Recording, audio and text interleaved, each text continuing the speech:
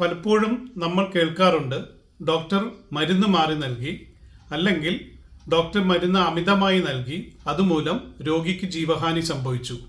എന്താണ് ഇതിൻ്റെ സത്യം? എന്താണ് അനാഫിലാക്സിസ്? നമുക്ക് കാണാം ഈ വീഡിയോയിലൂടെ. ജീവിതം വിലമതിക്കാനാവാത്ത നിമിഷങ്ങളാൽ സമ്പന്നമാണ്. എന്നാൽ ചിലപ്പോൾ നിമിഷ നേരം കൊണ്ട് രംഗം മാറി വരാം. അതിനൊരു കാരണമാകാം അനാഫിലാക്സിസ്. അത്യന്തം ഗുരുതരമായ ഒരു അലർജിക് പ്രതികരണം. ശരിയായ അറിവ് കൊണ്ട് പലപ്പോഴും നമുക്ക് ഇത് നന്നായി കൈകാര്യം ചെയ്യാനാകും. എന്നാൽ പിന്നെ അനാഫിലാക്സിസിനെ കുറിച്ച് കൂടുതൽ അറിയാൻ ശ്രമിച്ചാലോ? ഓർത്തു വെച്ചോളൂ, അനാഫിലാക്സിസ് വെറുമൊരു അലർജി പ്രതികരണമല്ല, ഇത് ജീവഹാനിക്ക് തന്നെ കാരണമായേക്കാം. ഇത് വേറെ ലെവൽ. ഞാൻ ഡോക്ടർ സനീഷ്. ഞാൻ ഡോക്ടർ ദേവി പത്മകുമാർ. ഞങ്ങൾ ട്രിവാൻഡ്രം അനന്തപുരി ഹോസ്പിറ്റൽ അനസ്തീഷ്യ വിഭാഗം കൺസൾട്ടൻസ് ആണ്. എന്താണ് അനാഫിലാക്സിസ്? നമുക്കറിയാം, നമ്മുടെ ശരീരത്തിന് ഒരു പ്രതിരോധ വ്യവസ്ഥ ഉണ്ട്. എന്നാൽ ചില വ്യക്തികളിൽ അല്ലെങ്കിൽ ചില മരുന്നുകളോ ചില പ്രത്യേക ഭക്ഷണ പദാർത്ഥങ്ങളോ ശരീരത്തിൽ എത്തുമ്പോൾ പ്രതിരോധ വ്യവസ്ഥ പരിധി വിട്ട് പ്രവർത്തിക്കുമ്പോൾ ശരീരത്തിൻ്റെ സന്തുലിതാവസ്ഥ തന്നെ തകരാറിലാകുകയും ജീവൻ തന്നെ അപകടത്തിലാകുകയും ചെയ്യാം. അനാഫിലാക്സിസ് സംഭവിക്കുമ്പോൾ പ്രകടനമാകുന്ന ചില ലക്ഷണങ്ങൾ അലർജിയുടേതുപോലെ തന്നെ റാഷസ് അഥവാ ചൊറിച്ചിലോടുകൂടിയ ചുവന്ന തടിപ്പുകൾ, ഛർദി, വയറുവേദന, മുഖം, ചുണ്ടുകൾ, തൊണ്ട എന്നിവിടങ്ങളിലെ നീർക്കെട്ട് ഇവയൊക്കെ കണ്ടുവന്നേക്കാം. എന്നാൽ അനാഫിലാക്സിസ് സംഭവിക്കുമ്പോൾ അപകടകരമായ മറ്റു പല കാര്യങ്ങളും സംഭവിക്കാം.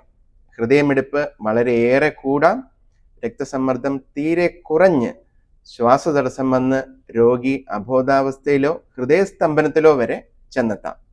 എപ്പോഴൊക്കെയാണ് അനാഫിലാക്സിസ് സംഭവിക്കാൻ സാധ്യത? തേൾ പോലുള്ള ജീവികളുടെ കടിയേൽക്കുക, ചില പ്രത്യേക ഭക്ഷണ പദാർത്ഥം ഉള്ളിൽ ചെല്ലുക, ലാറ്റക്സ് അടങ്ങിയ വസ്തുക്കളുടെ സാമീപ്യം പോലും ചില ആൾക്കാരിൽ അനാഫിലാക്സിസിന് കാരണമാകാം അഥവാ ട്രിഗർ ആയി മാറാം. ചിലതരം ഉറുമ്പുകൾ പോലും അനാഫിലാക്സിസിന് കാരണമാകാം. യാത്ര ചെയ്യുമ്പോഴും അഡ്രിനലിൻ സിറിഞ്ച് കൂടെ കൊണ്ട് നടക്കുന്ന ഒരു വ്യക്തിയെ കുറിച്ച് കേട്ടിട്ടുണ്ട്. ആശുപത്രികളിൽ ചില മരുന്നുകളോ ഇഞ്ചക്ഷൻ ചികിത്സയോ മറ്റോ നൽകുമ്പോൾ അനാഫിലാക്സിസ് സംഭവിക്കാനും രോഗി അപകടത്തിലാകാനുമുള്ള സാധ്യതയുണ്ട് എന്ന് നമ്മൾ അറിഞ്ഞിരിക്കണം. പത്രമാധ്യമങ്ങളിൽ നാം അറിയുന്ന മരുന്ന് മാറി കുത്തിവെച്ചു, ഓവർഡോസ് കൊണ്ട് രോഗി മരിച്ചു എന്നൊക്കെ പറയുന്ന പല സംഭവങ്ങളിലും വില്ലൻ ഒരു പക്ഷേ അനാഫിലാക്സിസ് ആയിരിക്കാം. നല്ലൊരു ശതമാനം രോഗികളിലും അനാഫിലാക്സിസ് സമയത്ത് തിരിച്ചറിയാത്തത് കൊണ്ടോ അഥവാ തിരിച്ചറിയുമ്പോഴേക്കും വളരെ മൂർച്ഛിക്കുന്നത് കൊണ്ടോ ആണ് മരണം അഥവാ അപകടം എന്നൊരു നിലയിലേക്ക് അത് എത്തിച്ചേരുന്നത്.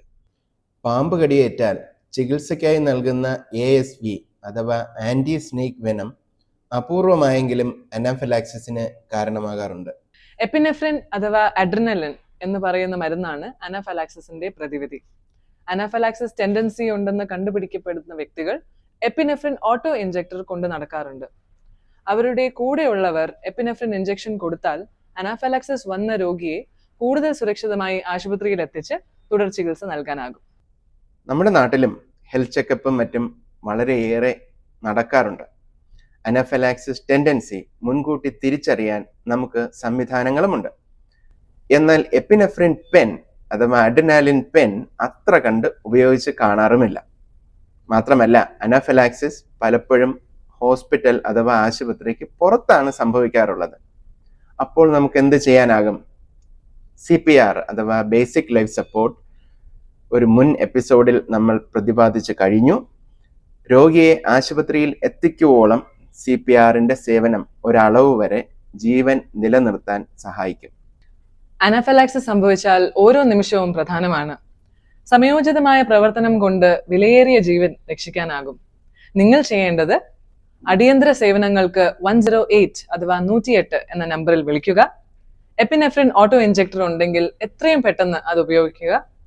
അല്പനേരം കഴിഞ്ഞ രോഗി വീണ്ടും മോശമാവുകയാണെങ്കിൽ ഒന്നുകൂടി എപ്പിനെഫ്രിൻ കൊടുക്കുക. എത്ര ഡോസ് എപ്പിനെഫ്രിൻ വേണ്ടി വന്നു എന്നുള്ളത് ആ രോഗത്തിന്റെ തീവ്രതയെ കാണിക്കുന്നു. പ്രയാസം അനുഭവപ്പെടുന്ന വ്യക്തിയെ ശാന്തമായി കിടത്താനും ആത്മവിശ്വാസത്തോടെ ചടുലമായി രോഗിക്ക് വേണ്ട ലൈഫ് സപ്പോർട്ട് നൽകുകയും ചെയ്താൽ രോഗിയെ ആശുപത്രിയിൽ എത്തിക്കാനും ഒരു പക്ഷേ ജീവൻ രക്ഷിക്കാനും സാധിച്ചേക്കും. എമർജൻസി മെഡിസിനും ക്രിട്ടിക്കൽ കെയറും ഒക്കെ സജ്ജമായ ഒരു ആശുപത്രിക്ക് നല്ലൊരു ശതമാനം അനാഫിലാക്സിസിനെ രക്ഷിച്ചെടുക്കാൻ സാധിക്കാറുണ്ട്. ഇതിൽ നിങ്ങൾക്ക് എന്ത് ചെയ്യാനാകും? ഏതെങ്കിലും ഭക്ഷണ പദാർത്ഥങ്ങളോടോ അല്ലെങ്കിൽ മരുന്നുകളോടോ അലർജി ഉണ്ടെങ്കിൽ ഒരു ഡോക്ടറുടെ സഹായത്തോടെ വിശദമായ പരിശോധനകൾ നടത്താം. മറ്റ് പ്രതിരോധ ചികിത്സാ രീതികളെക്കുറിച്ച് ചർച്ചയും ചെയ്യാം. നിങ്ങളുടെ സ്ഥിതിയെക്കുറിച്ച് നിങ്ങളുടെ കുടുംബത്തോടും സുഹൃത്തുക്കളോടും വിശദീകരിക്കുക. കാരണം ഒരു അപകടാവസ്ഥ വന്നു പോയാൽ നിങ്ങളുടെ ഒപ്പമുള്ള ആൾക്കാണ് നിങ്ങളെ ഏറ്റവും കൂടുതൽ സഹായിക്കാനാവുക. അപ്പോൾ നിങ്ങൾ ഏത് രോഗത്തിന് ഡോക്ടറുടെയോ ആശുപത്രിയുടെയോ സേവനം എടുക്കുന്ന അവസരത്തിൽ നിങ്ങൾ ഉറപ്പായും അനാഫിലാക്സിസ് സംബന്ധിച്ച നിങ്ങളുടെ മുൻ അനുഭവങ്ങൾ പങ്കുവച്ചിരിക്കണം.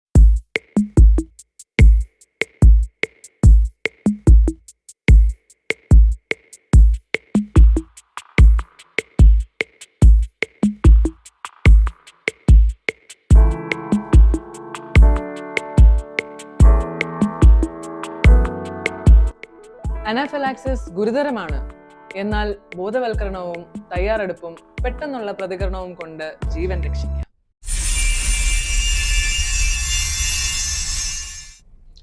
ജനറൽ മെഡിക്കൽ അവയർനെസിന്റെ മറ്റൊരു എപ്പിസോഡിൽ കൂടി വീണ്ടും കണ്ടുമുട്ടുന്നവരെ നന്ദി, നമസ്കാരം.